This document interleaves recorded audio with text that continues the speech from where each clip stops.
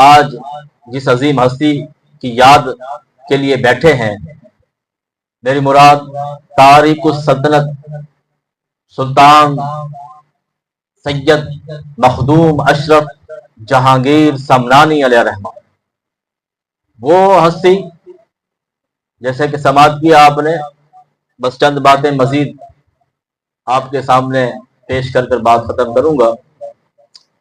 وہ عظیم ہستی جس کے نام پر ہی غور کریں، ہمیں معلوم ہو جائے گا کہ اللہ نے کیا کمال عطا فرمایا ہے۔ شروع میں آتا تاریخ السلطنت، یعنی کہ آپ نے بادشاہ چھوڑ دی دین کے لیے،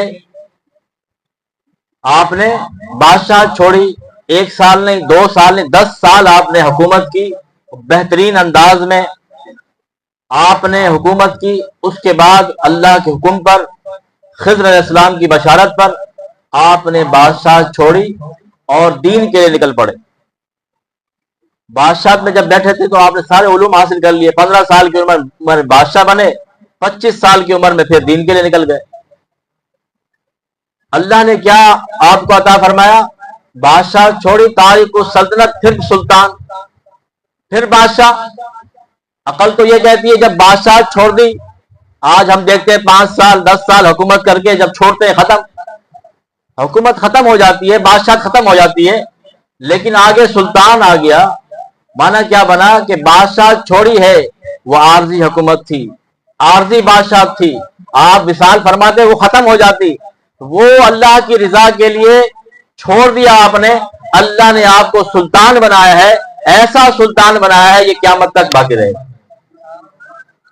رب کا وعدہ ہے ان الذین آمنوا وعملوا الصالحات، بے شک وہ لوگ جو ایمان لائے اور نیک عمل کرتے ہیں، سیجعل لہم الرحمن ودا، ان قریب رحمان ان کی محبت لوگوں کو دلوں میں ڈال دے گا۔ خود سوچیں 7ویں صدی کے بزرگ، 700 سال ہو گئے، ٹھیک ہے نا، 7 صدیاں گزر گئی، آج بھی پوری دنیا میں آپ کا نام لیا جا رہا ہے۔ قربانی ہے، یہ دین کے لیے قربانی ہے۔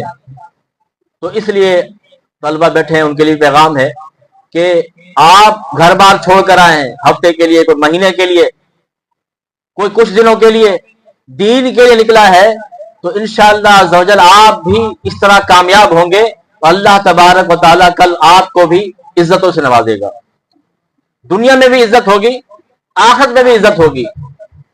یقین جانے آپ اس ماحول سے باہر جائیں گے، بظاہر تو چمک دمک ہے، بظاہر تو دنیا اچھی لگ رہی ہوتی ہے، لیکن مفتی صاحب جانتے ہیں کہ کیسے کیسے لوگ، کیسے کیسے امیر کبیر لوگ آتے ہیں، اپنی پریشانیاں بیان کرتے ہیں، ہم سر پکڑ کے بیٹھ جاتے ہیں۔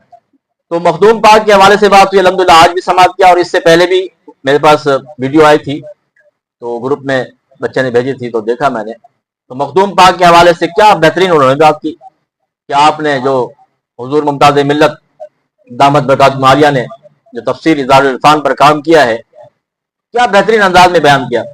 تو بہت ساری اور بھی باتیں ہیں، جیسا کہ خود حضور ممتاز ملت اس میں لکھتے ہیں شروع میں کہ آپ اس یعنی تفسیر کی خصوصیات میں جائیں گے نا، ان میں سے ایک بہترین خصوصیت یہ ہے کہ ترجمے پر غور کریں۔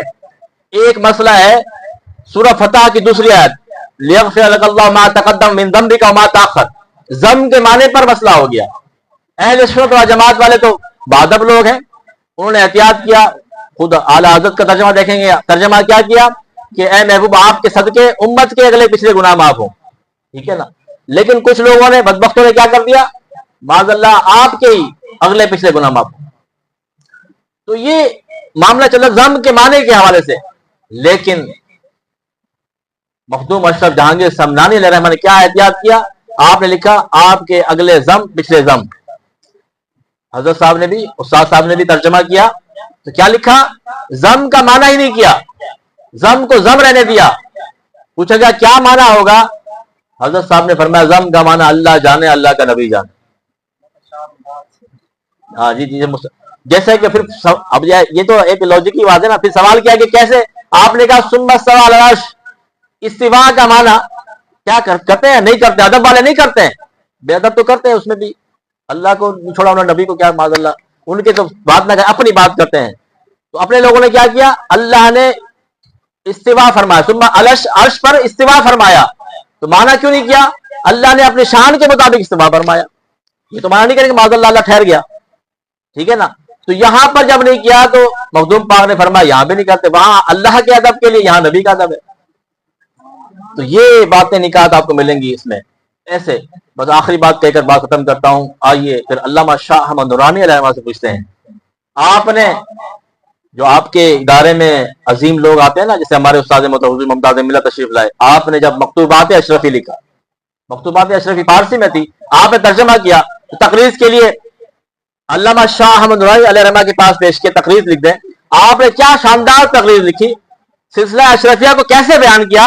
अल्लामा शाह अहमद नूरानी अलैहि रहमा फरमाते हैं, सिलसिला अशरफिया की हक्कानियत की दलील ही यही है, इस सिलसिले में अजीम कदवर उलमा किराम की जमात मौजूद है। कौन कौन है? बहुत सारे नाम हैं, लेकिन चंद नाम उन्होंने लिखे। मुफ्ती अहमद यार खान नईमी अशरफी, मुफ्ती नईमुद्दीन मुरादाबादी अशरफी, मुहद्दिस आज़म हिंद कछोछवी अलैहि रहमा अशरफी। तो ऐसे अजीम लोग आज भी आप कराची में चले जाएं, कराची में जो अजीम इदारे हैं उनमें से अनवारुल कुरान भी है, तो उसमें भी जो अजीम उस्ताद हक्कानी बाबा अलैहि रहमा जो गुजरे हैं वो भी अशरफी थे। तो ऐसे अजीम लोग हुज़ूर मुमताज़ मिल्लत, लेकिन ये सिलसिला ऐसा अजीम है कि इसमें अक्सर जो खुलफा होंगे वो आलिम दीन होंगे, इल्म दोस्त होंगे। तो यहां तक कि आप वलियों की जब बात करें तो वलियों के सरदार हुज़ूर गौसे आज़म अलैहि रहमा से जब पूछा जाए आपको अल्लाह ने ये मकाम कैसे दिया, आप इस मकाम पर कैसे पहुंचे, तो आपने भी इल्म की तरफ तवज्जो दिलाई। दरस्तुल इल्मा हत्ता सिरतु खुतबा, इल्म पढ़ते पढ़ते मैं कुतुब बन गया। तो ये बात है कि इल्म दोस्त रहिए, इल्म के करीब रहिए। और जो सूफी आज, जैसे कि अभी आपने समाज के मुझसे कबल, तो सूफिया किराम के पास लोग जाया करते थे, इल्म सीखने के लिए जाया करते थे। आजकल का मामला बहुत ही खराब हो चुका है, तो हम दीन से दूर हो रहे हैं, इल्म से दूर हो रहे हैं। तो उसी घराने से, उसी आस्ताने से अवाम को लौ लगाइए जहां पर इल्म दोस्त हों, जो मदरसे से, मसाजिद से दोस्ती रखें। अल्लाह करीम से दुआ है अल्लाह ताला मुझे आपको सही मानों में इल्म दोस्त बनने की तौफीक अता फरमाए।